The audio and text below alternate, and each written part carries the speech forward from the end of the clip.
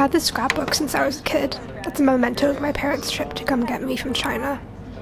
I loved taking it out when I was younger, and I loved having my mom and dad tell me about how it all happened, about how we came together as a family. It's strange to see yourself in pictures and not recall any of it. The lack of connections make it feel like a story instead of real life. In some ways, that's how I used to think about my adoption, as something that happened to me instead of something I experienced. I think this is why when people ask me questions about it, I don't really know what to say, because it's all I've ever known.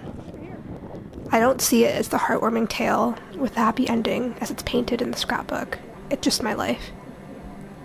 My family.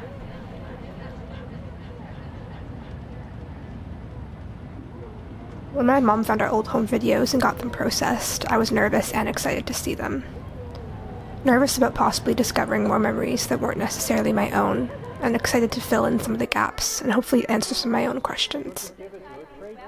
I can't really describe what went through my mind when I finally saw them, but somehow the footage gave me a glimpse into a more objective perspective. For once I could understand why some were so fascinated with this aspect of my life. I started to truly believe that my adoption, was something special.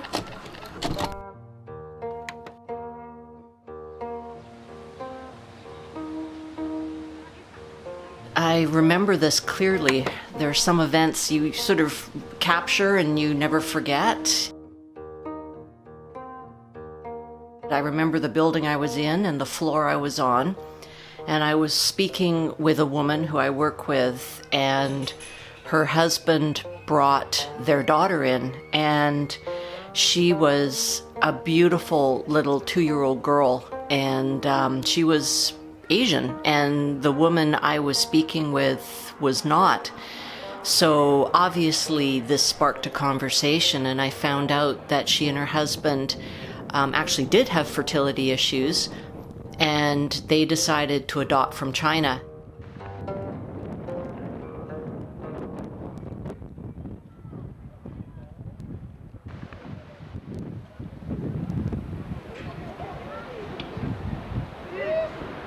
I started to do research into international adoptions, and specifically because of this little girl I met, adoptions from China. And that's when I became aware of the one-child policy. I would never label myself a sort of social justice crusader or even a feminist, but there was something about a policy that only allowed a family to have one child, and the fact that in Chinese culture, boys are preferred by parents because they look after their parents once they're grown up. So the result was the abandonment of so many baby girls, and there was something, I guess, that it just stirred in me, and it became an idea that it was something that I really wanted to pursue.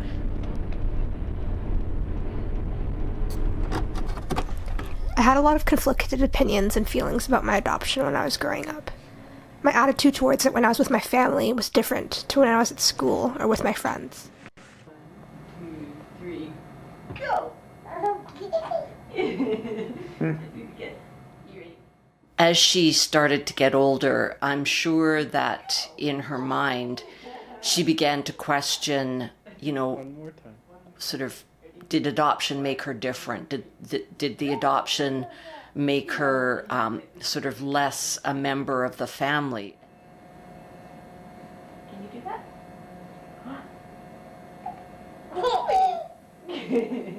Can you do this?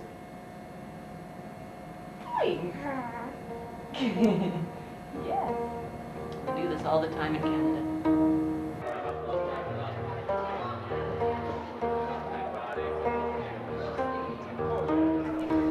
While the specific mechanics of our family were rarely something my parents or sister dwelled on, the subject was positive and celebrated among us. I was always reminded that our differences didn't make us any less of a family, that we were equal. It was really hard, though, to stay strong in that belief when I was around other people's families who weren't like mine. I found other people's opinions really influential. I knew that they were just curious and wanted to know more, but as time went on, these conversations became more difficult and uncomfortable for me. I started to question whether being different was a good thing or not, whether the undivided attention made me feel unique or unusual. Maybe it was this time during my childhood that made me second guess and want to diminish my experience in an effort to just seem like everyone else. Maybe this is why I lost my appreciation for my adoption temporarily. I didn't want it to be such a large part of my identity anymore. I think in my attempt to blend in and normalize my situation, though, I ended up feeling disconnected and isolated from it instead.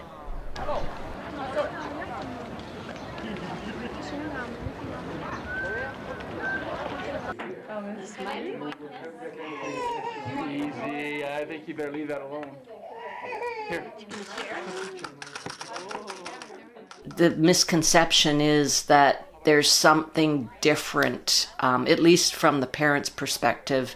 There's something different about having adopted children versus children sort of the natural way, for lack of a better word. I think it's not until you get into it that you realize that really there are no differences.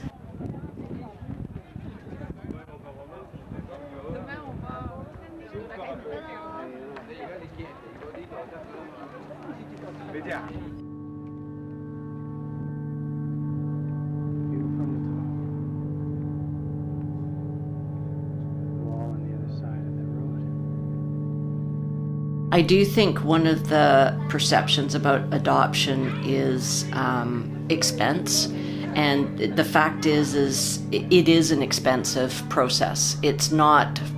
Unfortunately, it could become a barrier for some people who are interested in pursuing it.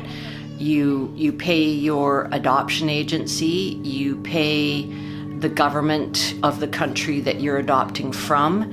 You pay the orphanage that is, housing and looking after the child.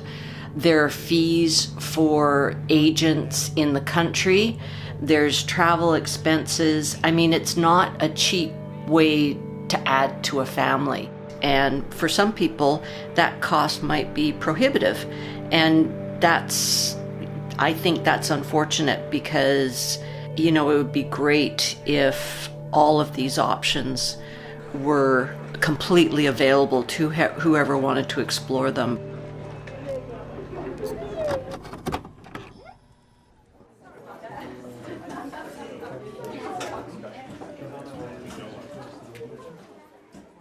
As I get older, I find that my feelings around my adoption have changed, and I think they'll continue to change throughout my life.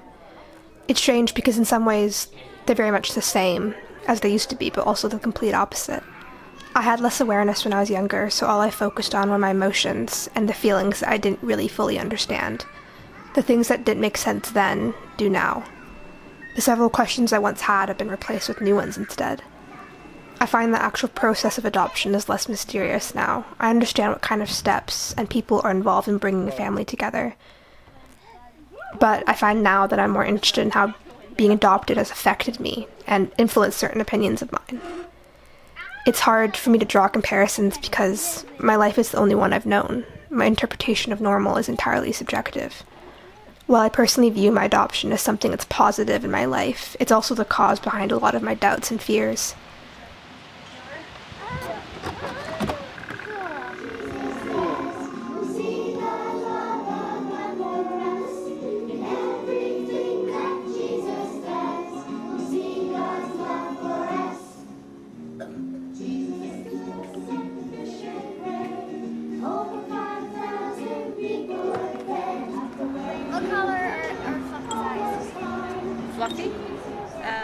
When Ken and I were married in 1993, I was 33 and he was 35. And honestly, I didn't feel an urgency or a need to make a decision about having children. But ultimately, we arrived at the decision that we did want to have them, and so kind of went the traditional route, which is we got pregnant. I was pregnant in 1996, and Claudia was born in 1997. It was a great experience. I would have done it again if that was the route I chose to go. And but that sort of 2-year mark came around, that time when a lot of parents start to think, okay, where should we start thinking about a second child? Do we even want a second child? Ken and I knew we did want a second child, and the option to have a second child biologically was definitely an option for us. But that's when I met the young child of my co-worker, and everything changed. Our whole attitude to what we wanted as a family changed.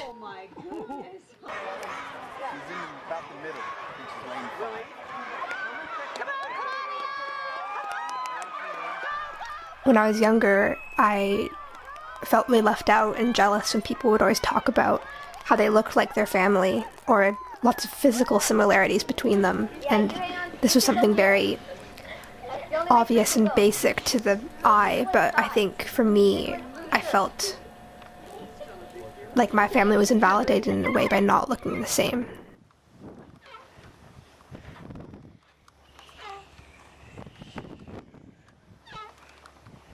It was frustrating when I was younger, and it's still frustrating now when someone new meets my family, or I'm out with my family, and there's always sort of that awkward energy while they're trying to figure out what our family dynamic is. I've gotten people asking if I'm my parents' international student. I've had people ask my sister if she's my babysitter, and it's funny that that's the first thing they go to, and it's the first kind of assumption they have, and I understand that maybe it's confusing, but I think while it's kind of easier to laugh off, it was frustrating to kind of have your family be your family, and then to go out in the world and kind of have other people tell you that you don't look like one.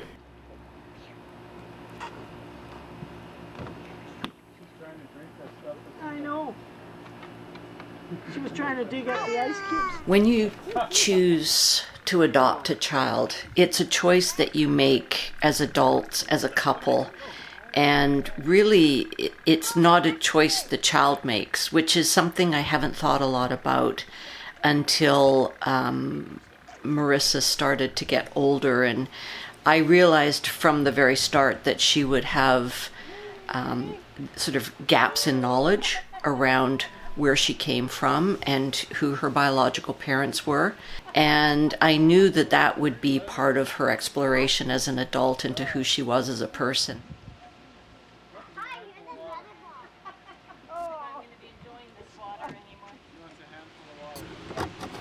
We'll remember 2 things. Your willingness to contribute to our discussions and how observant you are.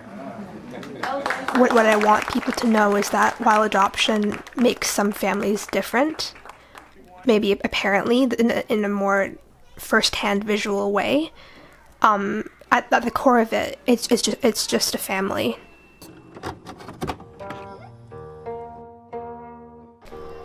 I think growing up and being a part of a family that has a less familiar structure has definitely shaped how I look at others and perceive the world.